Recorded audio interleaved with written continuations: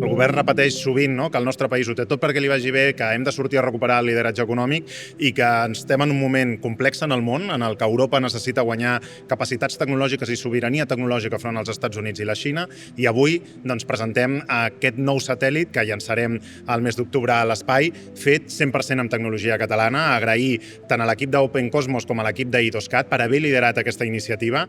És un projecte pioner que està alineat amb l'estratègia de l'Agència Espacial Europea en quant al llançament de laboratoris oberts per a l'experimentació.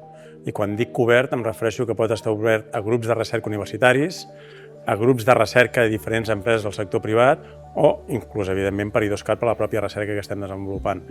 6G Starlab és un projecte pioner. Permetrà la prova en obert de tot el que és la part de 6G i la demostració de nous protocols 6G, el qual per nosaltres poder fer aquest projecte aquí a Catalunya amb tota la cadena de proveïdors i de partners que tenim a nivell català, integrat, dissenyat i fet 100% aquí a les nostres noves instal·lacions de Catalunya és absolutament estratègic.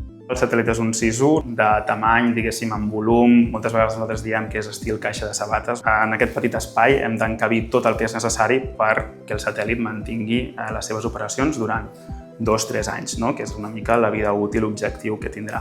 Moltes vegades nosaltres fem el paral·lelisme amb, per exemple, un mòbil, un element de computació i també de comunicació. La diferència potser amb el satèl·lit és que el satèl·lit és capaç de generar també la seva pròpia potència.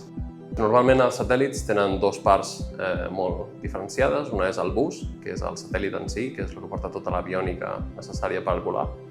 I l'altra part, que és la payload, que són els sistemes que es fan servir com a experiments, com a instruments, etc., que és on Idoscat ha estat més involucrat.